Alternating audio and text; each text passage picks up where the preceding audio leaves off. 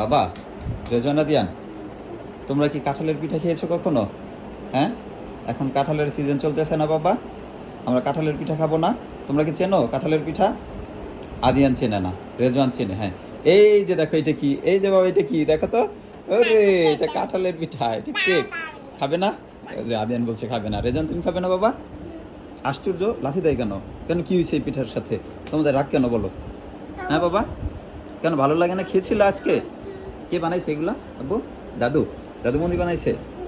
হ্যাঁ রেজওয়ান, খাবে না কেন বলো? আদিয়ান, তুমি খাবে? বাবা, একটু খাও। কি খাবে? কি খাবে? কি খাবে? তুমি কি খাবে? কি বলে আব্বু, তুমি কি খাবে বলো? জুস? জুস তো আমি দেবো না, জুস তো ভালো খাবার না। জুস খেলে বলছি না দাঁতে পোকা হয়, পেটে ব্যথা হয়, কাশি হয়। এটা খাওয়া ভালো? তুমি কান্না করলে দিব না। তুমি এই যে ভালো জিনিস খাও, বলতেছি ভালো জিনিস খেতে, ধরো কাঁঠালের পিঠা খাও, এটা ভালো, এটা হেলদি খাবার। এই যে আশ্চর্য, রেজন তুমি কি করছো? তুমি এটাতে লাথি দিলা কেন? আল্লাহ পাপ দিবে না? এটা লাথি দেয়? এই যে আরেকজন আমার মারতে আসছে। সবাই তো হিংস্র হয়ে গেছে, দেখা যায় ভিলেন হয়ে গেছে।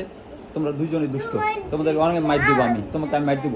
ভালো জিনিস খাবে না, শুধু উল্টাপাল্টা খারাপ জিনিস খাইতে চায়। তোমাকে দুজনকে মাইট দিব আমি। ধর আদিয়ান নাও, খাবে না? ঠিক আছে, তোমরা এইটাও তোমরা পাবে না, আর তোমরা জুস তো কোনোভাবেই পাবা না। ঠিক আছে, বসে থাকো, খেলা করো এমনিতে। মাইট দিব? তোমরা লাথি দাও কেন?